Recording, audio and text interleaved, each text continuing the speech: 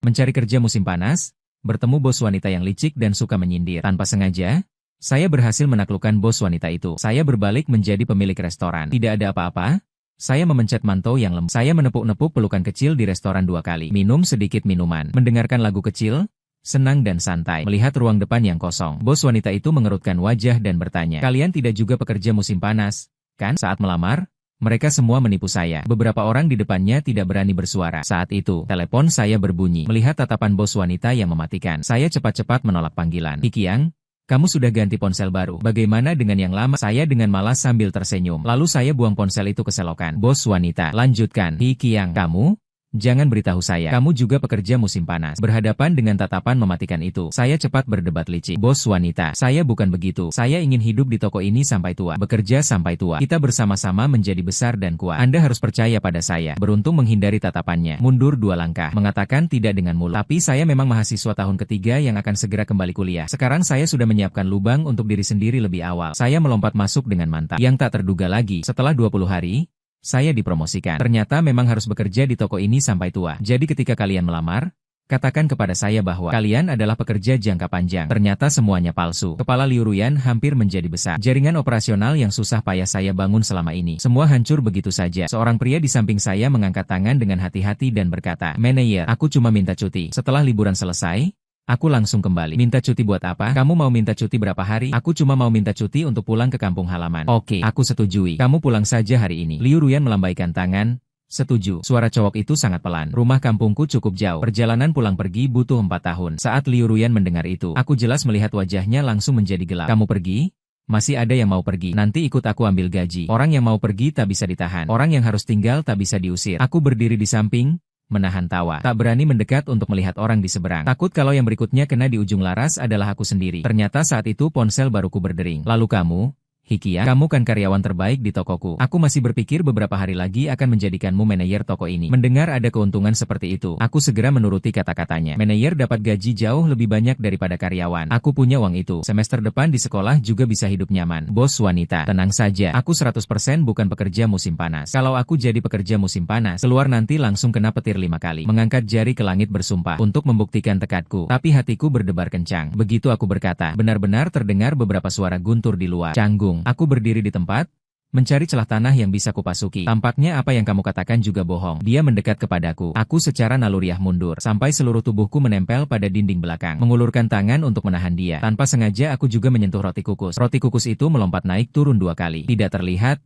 "Ya, itu apa? Ini cuma karena cuaca akhir-akhir ini buruk." "Bos perempuan, Anda belum lihat perakiraan cuaca. Katanya 13 hari terakhir selalu hujan kecil." "Bisa hujan, pasti ada petir. Ini bukan penyebab saya." Liu Ruyan kembali ke posisi tempat dia berdiri tadi. Saya paksa mempercayainya di sini. "Kalian beberapa bisa pergi ambil gaji dan pergi. Orang yang tersisa lakukan apa yang harus mereka lakukan." Saya melihat beberapa orang itu mengikuti Liu Ruyan untuk mengambil gaji. Kata, "Iri." "Sudah lelah," saya ucapkan. Mengangkat tangan, menampar mulut. "Mulutmu yang rusak tidak seharusnya berkata begitu. Meskipun gaji dan tunjangan manajer toko sangat menggoda, kamu membuat saya tidak tahu harus berbuat apa selanjutnya." "Tidak apa-apa." Hikiang datang menghalangi. "Air datang, tanah menutupi. Jika mobil sampai di depan gunung, pasti ada jalan." "Tidak apa-apa." Saya menenangkan diri sendiri untuk merapikan pekerjaan di depan hall. Dalam hati saya sudah mulai menghitung cara agar Liu Ruyan memecat saya. Dengan begitu juga tidak akan ketahuan olehnya. Saya pekerja musim panas. Mungkin di masa depan masih ada kesempatan untuk kembali bekerja. Saat ada orang di toko, saya bekerja keras. Saat toko kosong, saya mencari pekerjaan. Kalau tidak, dengan gaji tinggi seperti Liu Ruyan, hati selalu gelisah. Di toko selain saya, di depan hall ada lagi seorang pria, Yang Xiaowei. Dia adalah karyawan tetap di sini. Sebelum datang, dia juga membimbing saya langkah demi langkah belajar hal di toko. Ternyata Yang Xiaowei yang tampak baik hati setelah pekerja musim panas pergi, langsung menunjukkan sifat aslinya. "Hikiang, tolong bersihkan meja itu." "Hikiang?" Tanya kapan dapur bisa menghidangkan makanan. "Pelanggan sudah menunggu." Hikiang pergi ke ruang pribadi di atas menunggu. Bahkan jika saya benar-benar harus bekerja dengan segenap nyawa, maka dia tidak boleh berdiri begitu di pintu. Lihat saya kebingungan. Dari awal sampai akhir tidak melihatnya datang membantu. Bahkan satu tangan saja. Sayangnya dia adalah karyawan tetap. Saya hanya berpura-pura menjadi karyawan tetap. Walau sangat tidak mau, saya harus menggigit gigi dan menelannya. Melihat masih ada sekitar 20 hari lagi sebelum sekolah dimulai. Dalam hati saya menghitung kapan saya bisa dipecat oleh Liu Ruyan. Dengan begitu saya bisa lepas. Itu juga bisa dianggap sebagai keluar dari penderitaan. Waktu makan siang adalah saat toko paling ramai. Baru saja 3 rekan kerja di sebelah saya yang sedang membantu. Dalam sekejap mereka menghilang. Saya yang terlalu sibuk hanya bisa meminta bantuan kepada Yang Xiaowei. Ternyata dia berdiri di pintu. Seperti orang yang tidak ada urusan, melambaikan tangan. Tidak ada pilihan. Sekarang tepat saat orang datang. Pintu tidak boleh kekurangan orang. Menyambut tamu masuk. Meskipun apa yang dia katakan sangat masuk akal. Tapi saya benar-benar sangat lelah. Rasanya kedua kaki ini bukan milik saya lagi. Hari ini saya akan pulang dan melihat apakah langkah hijau saya memimpin papan. Karena tidak mau datang membantu saya, maka jangan menyalahkan saya kalau saya tidak sopan. Tepat? Dengan begitu saya masih berpeluang dipecat. Saya dengan antusias berlari ke dapur belakang untuk membantu menyajikan makanan ke meja 15. Saya datang.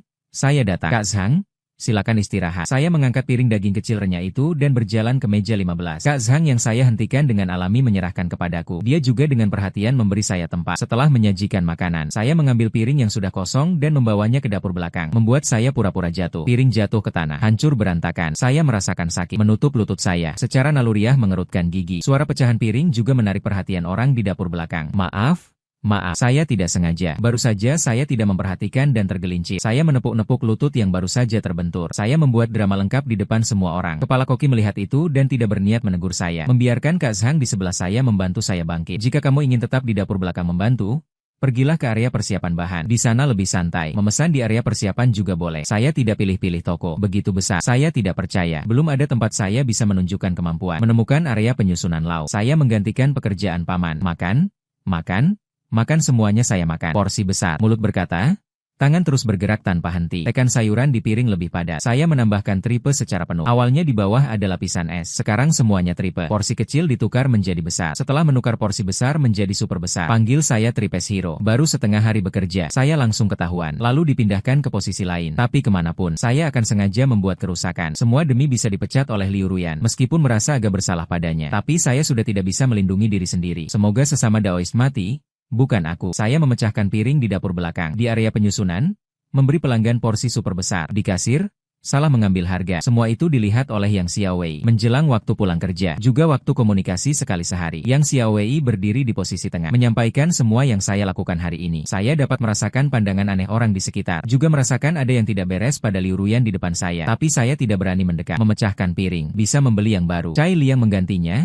Tidak menyalahkanmu. Kamu bahkan masih bisa salah mengambil uang. Di struk itu jelas tertulis berapa yang harus dibayar. Kamu masih bisa salah mengambil. Jika benar-benar tidak bisa, maka donasikan otakmu saja. Saya rasa di sini tidak ada gunanya bagimu. Kata-kata yang Xiaowei itu benar-benarnya melukai harga diri saya. Tapi dia adalah karyawan lama. Saya tidak bisa menantangnya secara langsung. Liu Ruyan melambaikan tangan, menunjukkan tidak peduli. Besok cukup tampil baik. Saya tidak ingin kehilangan lagi seorang karyawan. Kata-katanya juga dianggap mendukung saya. Yang Xiaowei juga tidak bisa melanjutkan apa-apa. Tapi hatiku masih merasa bersalah. Sungguh terasa tertekan. Menunggu sampai mereka hampir semua selesai kerja. Aku bersembunyi di dapur belakang, memakan semua buah yang akan dipakai keesokan harinya. Sejak aku besar, orang tuaku belum pernah membicarakan aku. Lalu dia berhak apa mengajariku? Aku menggerutu sambil memegang tangan, terus-menerus menjejalkan ke mulut. Buah-buahan ini disiapkan untuk membuat camilan penetral rasa pedas besok. Aku duduk di bangku kecil, makan sampai mulutku merah merona. Memang, jangan salah, buah naga ini memang dibeli dengan baik. Semua manis. Kali ini tindakanku hanya dilaksanakan setelah kebanyakan dari mereka pergi. Tidak ada yang akan memperhatikan pencuri makanan di dapur belakang. Semua perhitungan tidak terduga. Liu Ruyan. Orang ini bahkan memasang kamera di dapur belakang. Aku sudah datang ke dapur belakang berkali-kali. Tidak menyangka kamera itu dipasang di atas lemari. Aku sama sekali tidak melihatnya. Keesokan harinya masuk kerja. Orang-orang di dapur belakang mengeluarkan suara ledakan yang tajam. Bukankah kami sudah sering membersihkan?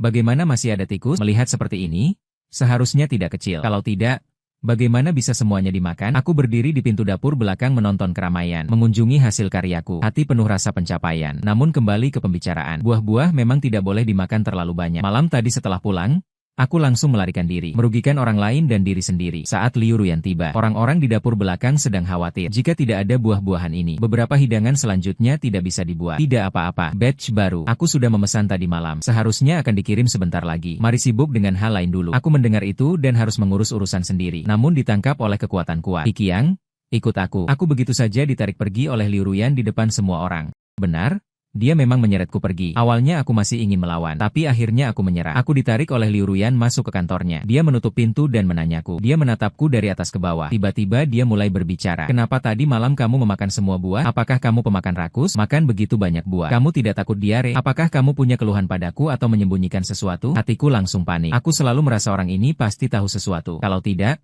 dia tidak akan datang menanyaku. Aku tidak ada. Sebagai karyawan kecil, Apa yang bisa aku sembunyikan darimu? Suaraku bergetar, tertawa dengan kepura-puraan. Liu Ruyan hanya menatapku tanpa berkata apa-apa. Aku tidak bisa mulai membela diri. Bos wanita, dengarkan aku mencoba membela diri dan menjelaskan. Liu Ruyan bersandar di tepi meja. Pandangan matanya tertuju padaku. Baiklah, aku mendengarmu berdebat. Dilihat begitu oleh dia. Aku benar-benar tidak tahu harus mulai dari mana. Bos wanita, Anda lihat?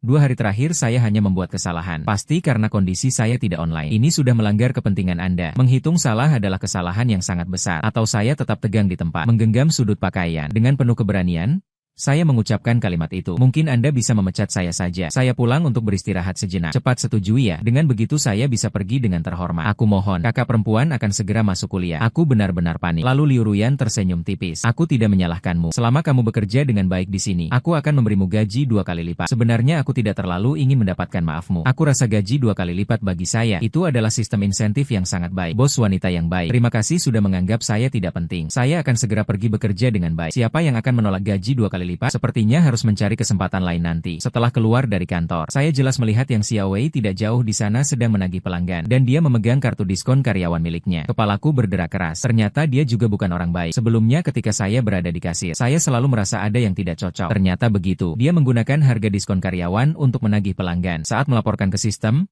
tetap harga asli. Dia mengambil selisih di tengah. Ternyata perantara hanya menghasilkan uang kotor. Yang Xiao Wei sedang senang karena berhasil mendapatkan diskon lagi. Dia berbalik dan menatapku. Dia tahu saya baru saja melihat tindakan curangnya. Dia akan datang ke arah sini. Ketakutan membuat saya cepat mencari sesuatu untuk dilakukan. Orang sering terlihat sibuk pada saat-saat paling canggung. Hi Qiang, kamu ikut saya. Kamu ada urusan dengan saya? Cukup ikut saya. Sudah tahu pergi ke sana berarti mati. Tapi tidak ada pilihan. Hanya bisa menghadapi kematian. Saya dibawa oleh Yang Xiao Wei ke samping lift barang. Berdiam di tempat. Patu mendengarkan dia berbicara. Secara tepat, saya mendengarnya mengancam saya. Sebaiknya kamu menelan apa yang baru saja terjadi. Jika kamu memberitahu aku bahwa kamu sudah bicara dengan bos wanita, aku akan membuatmu menyesal. Bawa pergi. Saya pura-pura tidak mendengar maksudnya. Saya bertanya, Kak Xiao Wei, kamu ngomong apa? Aku agak tidak mengerti. Jangan lagi berpura-pura bodoh di sini. Jangan pikir aku tidak tahu apa yang baru saja kamu lihat. Kak Xiao Wei, aku tidak melihat apa-apa tadi. Aku rabun jauh. Hari ini aku keluar dengan sangat terburu-buru. Lupa pakai lensa kontak lagi. Dalam radius 2 meter tidak bisa membedakan jenis kelamin. Di luar 5 meter tidak bisa membedakan manusia dan hewan. Mengenai apa yang saya katakan, Yang Xiao Wei setengah percaya setengah ragu. Tapi dia tidak lupa terus mengancam saya. Ingat saja itu sudah cukup. Kalau kamu berani ngomong sembarangan di depan istri bos, aku akan membuatmu tidak pernah dapat pekerjaan. Setelah berkata,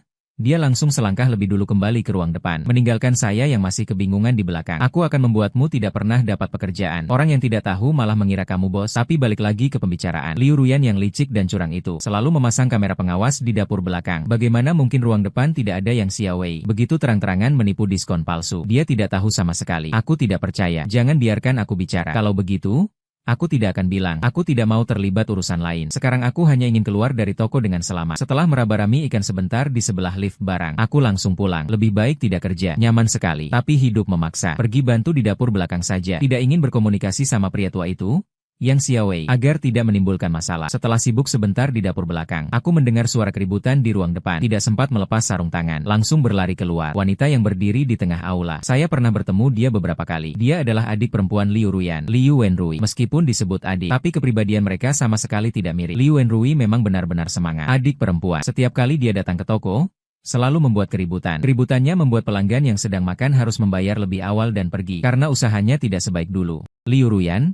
Ya, panggil Liu Ruyan keluar. Aku ingin berbicara dengannya. Puncak jam sibuk akan segera tiba. Pelanggan di luar semakin banyak. Kalau dibiarkan dia terus ribut, toko ini nanti pasti akan bangkrut. Yang Xiao Wei berjalan ke sisinya, menenangkan emosi Liu Wenrui. Nona Liu itu, pemilik perempuan kami baru saja keluar. Jika Anda mencari dia ada urusan, Anda bisa pergi ke kantornya dan menunggunya. Lihat, di toko saya masih ada begitu banyak pelanggan berkelahi di sini. Wajah Anda juga tidak akan tahan. Saya benar?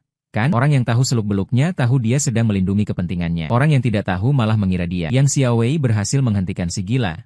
Satu keberhasilan besar. Jika tidak ada orang di toko, bagaimana dia bisa mengambil keuntungan dari tengah-tengah? Jangan banyak omong kosong di sini dengan saya. Apakah toko ini buka atau tidak? Apa hubungannya dengan saya? Cepat panggil Liu Ruyan. Tante, waktu saya sangat berharga. Saya berdiri di belakang hampir membuat cedera internal. Hanya dengan wajahnya yang sinis dan murahan itu. Dari mana dia dapat kepercayaan diri itu? Bisa membuatnya begitu sembrono. Dia sedang terpesona. Liu Ruyan kembali tepat waktu. Apakah kamu sudah cukup ribut? Ini toko saya. Kenapa kamu ribut di sini? Liu Wenrui tampaknya tidak takut padanya sama sekali. Apakah memberi saya sedikit uang itu berguna? Kalau kamu mau uang, aku langsung beri. Aku kakak perempuanmu, bukan ibumu. Kalau tidak, Panggil aku, Ibu. Aku beri kamu. Ternyata aku tidak salah melihat. Liu Ruyan masih begitu pedas lidahnya. Menghadapi orang tak bertanggung jawab seperti ini, harus diselesaikan dengan cara yang sama. Jika dia terlihat sempurna, dia akan kehilangan muka. Liu Wenrui tertawa terbahak-bahak, membuatku kebingungan total. Kamu masih ingin aku memanggilmu, Ibu? Kamu seorang anak haram?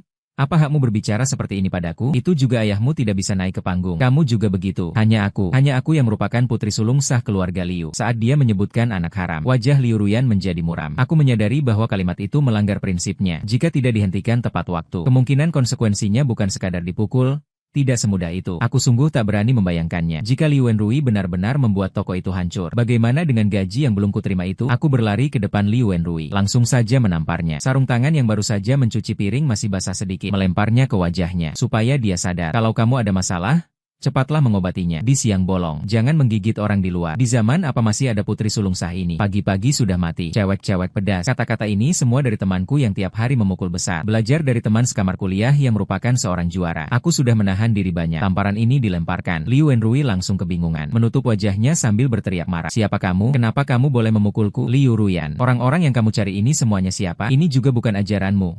Kan? Aku tidak memberi dia sedikit pun muka. Langsung menanggapi secara langsung. Siapa aku tidak penting. Hari ini kamu panggil Liu Ruyan satu kali. Ibu, aku akan memberi kamu 2 tamparan lagi. Mau uang? Tidak ada niat memberi pelajaran. Hari ini kami akan mengajarimu dengan baik. Menunaikan sedikit tanggung jawab orang tua. Dengan cara orang itu, balaslah dia. Sendirian. Aku mengangkat tangan bersiap, akan menampar wajahnya. Liu Wenrui secara naluriah menghindar. Benar-benar dia takut karena aku memukulnya. Sejak kecil dibelai orang tua di telapak tangan. Bagaimana orang bisa menahan dipukul di depan begitu banyak orang? Sebelum Liu Wenrui pergi, dia masih meninggalkan kata-kata. Biar aku terlihat keren. Dia akan kembali lagi. Kalau kembali, ya kembali saja. Setiap kali aku melihat, aku memukul.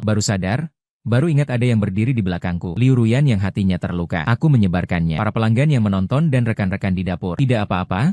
Tidak apa-apa. Ayo semua lanjut terus. Hari ini sungguh maaf. Pemilik perempuanku bilang semua diskon 50%. Aku berbalik melihat Liu Ruyan. Dia mengangguk pelan. Setuju. Pemilik perempuan kami sudah setuju. Semua makan dan minum dengan baik. Sungguh maaf. Mendengar akan ada diskon. Pelanggan yang masih di toko menjadi lebih senang. Tidak terlalu memperhatikan kejadian kecil tadi. Liu Ruyan melirikku. Langsung melewati aku dan keluar toko. Aku masih ingin mengatakan sesuatu. Tapi dia tidak memberi kesempatan sama sekali. Arus pelanggan di belakang tetap seperti biasanya. Setiap kali makan di jam sibuk. Kakiku tidak pernah berhenti. Serius?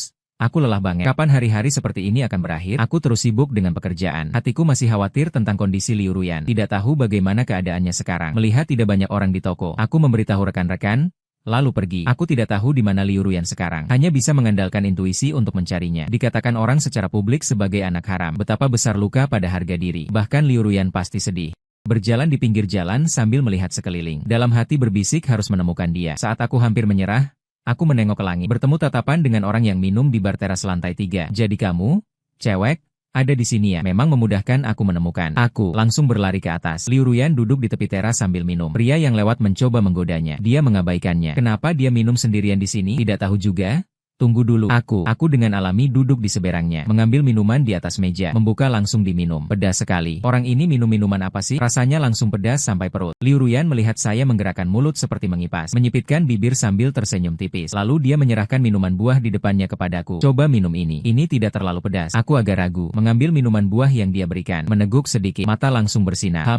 Tidak buruk. Itu minuman buah rasa anggur ringan. Dia berkelas. Bagaimana kamu tahu aku di sini? Kenapa datang mencari aku? Aku menarik kursi di bawah pantatku. Duduk di sampingnya. Mendekat ke depannya. Kamu menangis. Pemilik wanita juga bisa menangis. Sekarang bisa tidak meneteskan 2 tetes lagi untuk aku lihat. Aku juga ingin melihat wanita cantik menangis. Apa yang disebut air mata wanita? Stimulan pria. Apalagi kalau Liu Ruyan, wanita secantik ini. Aku tidak boleh melewatkan momen ini. Liu Ruyan tidak menanggapi kata-kataku. Sebuah pukulan keras di kepalaku. Liu Ruyan, kamu ada masalah apa? Kenapa kamu memukulku? Aku datang dengan niat baik untuk menghiburmu. Kamu malah memukulku. Aku benar-benar hampir menangis. Pemilik wanita menindas karyawan. Jika menutupi mata saat melakukan sesuatu, pasti akan menangis. Tindakanku menakuti Liu Ruyan yang belum sepenuhnya sadar. Dia menepuk punggungku dengan lembut. Jangan menangis ya. Aku benar-benar tidak melakukannya sengaja. Aku minta maaf padamu. Maaf. Mendengar permintaan maafnya, aku langsung berubah muka. Sekarang panggil aku Master Perubahan Wajah Operasi Cuan. Mungkin ini bisa jadi materi pengajaran di Akademi Film. Aku memaafkanmu. Trik perubahan wajahku langsung membuat Liu Ruyan yang murung tertawa. Hi Qiang, kau memang membuatku sulit dipahami. Suaranya sangat pelan. Aku tidak terlalu jelas mendengarnya. Bos perempuan, kamu tadi bilang apa? Bisakah kamu berbicara lebih keras? Tidak ada apa-apa. Setelah minum,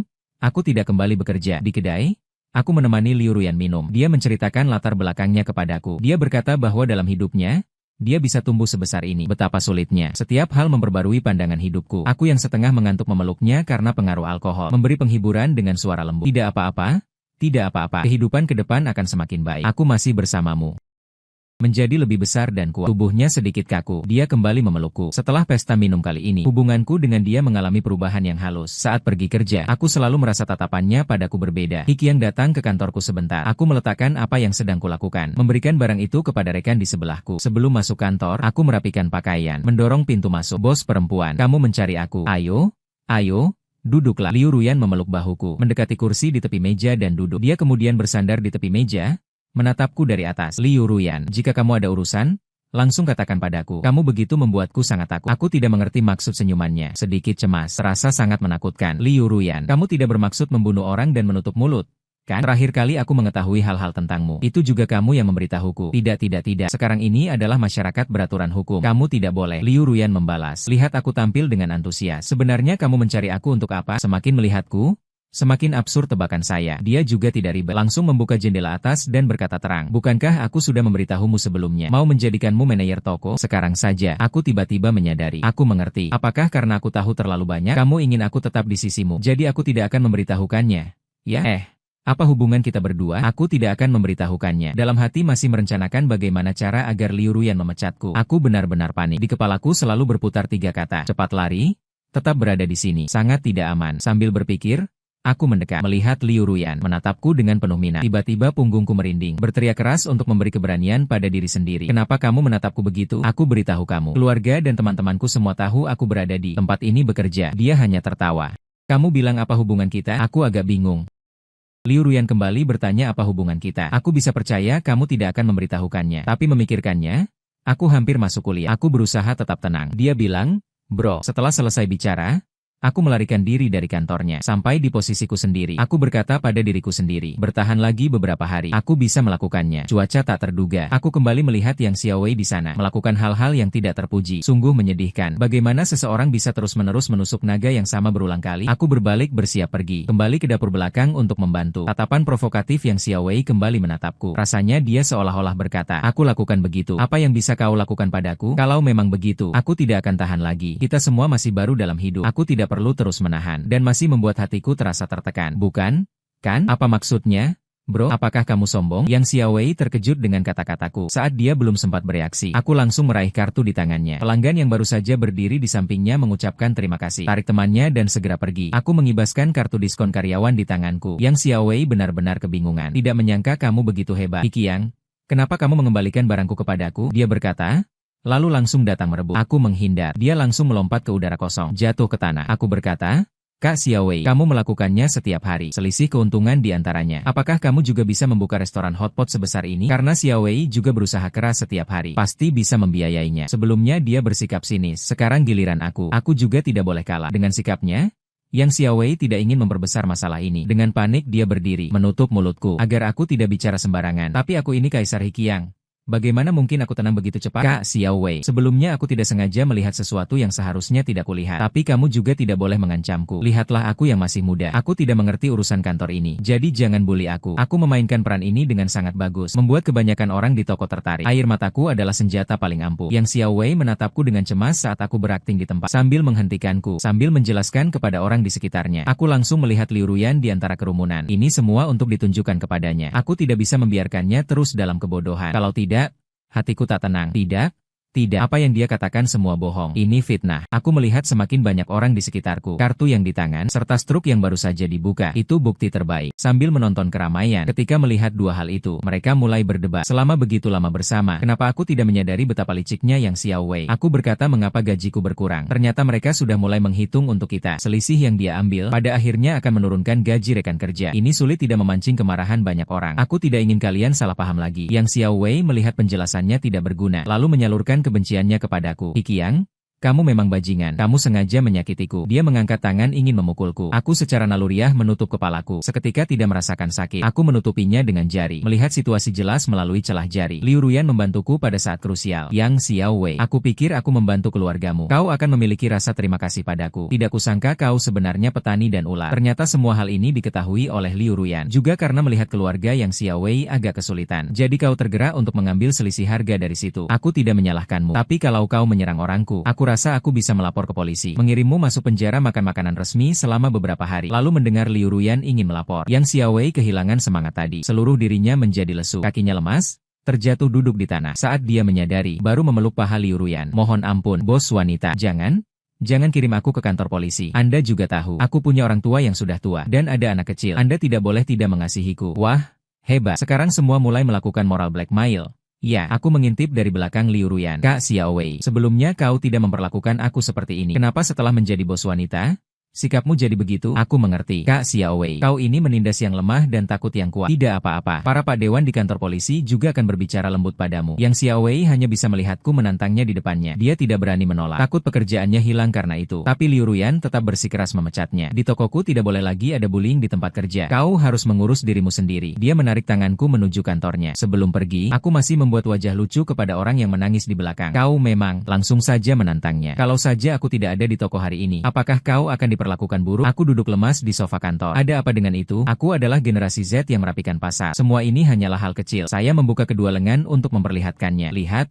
Bukankah saya tidak apa-apa? Liu Ruyan berjalan ke depan saya. Saat saya belum sempat bereaksi, dia juga membuka lengan untuk melindungi saya. Kamu ini mau apa? Mudan. Saya belum pernah mengalami situasi seperti ini. Sesaat itu saya tidak tahu harus bagaimana. Dengan kedua tangan, saya mendorong tubuhnya, menjaga jarak aman di tengah. Masih terasa sama. Mantou memang enak. Hi Qiang, apakah kamu dulu juga memegang mantou seperti ini? Apa maksudnya? Kakak, saya memang single sejak lahir. Single. Cintanya hanya tipis. Saya masih ingin menggoda dia sedikit. Berat di bibir. Membuat saya menyadari fakta. Orang ini malah mencium paksa saya. Itu adalah ciuman pertama saya. Bagaimana dia berani? Saya tak berdaya. Dengan posisi ini, dia menekan dan mencium saya. Tidak tahu berapa lama. Saat melepaskan, saya merasa seperti telah pergi ke surga. Liu Ruyan, apa maksudmu? Sedang apa? Kamu melompat dari sofa, menanyai wanita yang bersuka cita di depanku. Sungguh sangat menjijikan. Bagaimana bisa begitu? Langsung mencium begitu saja. Cepat tutup mulutmu. Benar-benar takut dia akan mencium lagi. Liu Ruyan datang. Apakah masih belum jelas bahwa dia memeluk saya yang ketakutan? Hi Qiang, aku suka kamu. Aku ingin kamu selalu berada di sisiku. Tidak ingin kamu terluka sedikit pun. Semen yang baru saja diterima tidak sebanding dengan bos perempuanku sekarang. Ternyata dia melamarku. Bilang ke sekolah kalau semester baru, aku tidak akan pergi. Tanpa sengaja, pekerjaan musim panasku mencapai puncaknya. Sudah naik dari karyawan menjadi bos. Bercanda saja. Harus pergi? Tetap harus pergi. Berharap sekali dipecat oleh istri bos. Siapa sangka berhasil mendapatkan istri bos. Bukan Liu Ruyan. Dengar?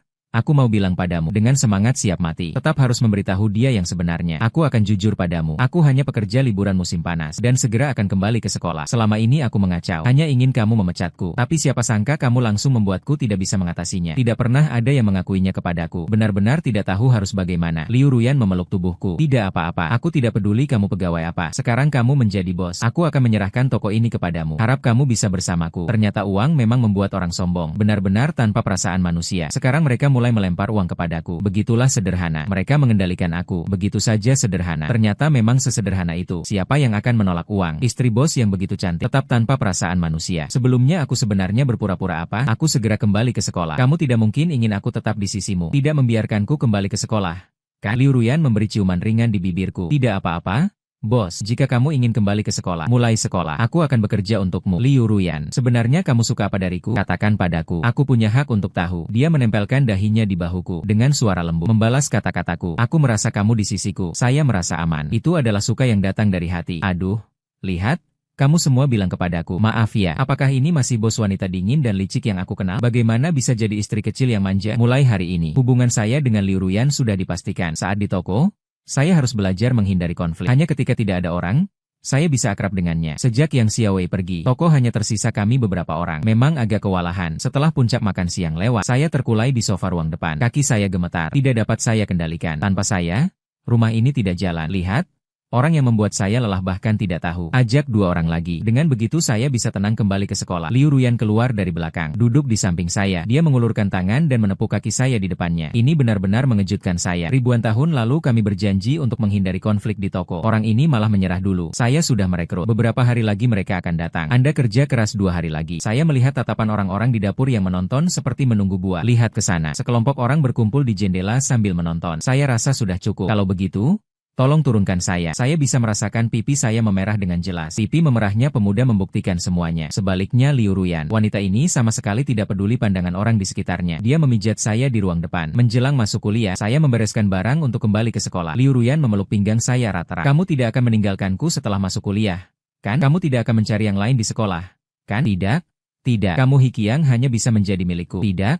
Tidak, dia sekarang benar-benar seperti istri kecil yang akan ditinggalkan. Saya menepuk tangannya. Aku tidak akan menolakmu. Libur di tengah. Aku tetap akan kembali. Bicara baik atau buruk. Dia baru melepaskan tangan yang memeluk pinggangku. Di jalan ke sekolah, diam-diam mengusap air mata. Hari ini juga cukup memuaskan. Aku menatap wanita cantik sampai menangis. Kamu berjanji padaku, tidak akan meninggalkanku. Faktanya adalah apa yang aku katakan. Aku tidak akan meninggalkanmu. Bos wanita yang begitu cantik dan kaya. Bagaimana pacar bisa begitu kejam meninggalkanmu? Setelah meninggalkan toko, Liu Ruyan tidak hanya mengantarku ke sekolah, bahkan memberiku gaji 3 bulan. Setelah itu, setiap bulan tetap membayar tepat waktu. Pekerjaan musim panas ini langsung membuatku mendapatkan bos wanita. Mencapai tingkat tertinggi. Menjadi bos. Hehe. Selesai menguasai seluruh tek.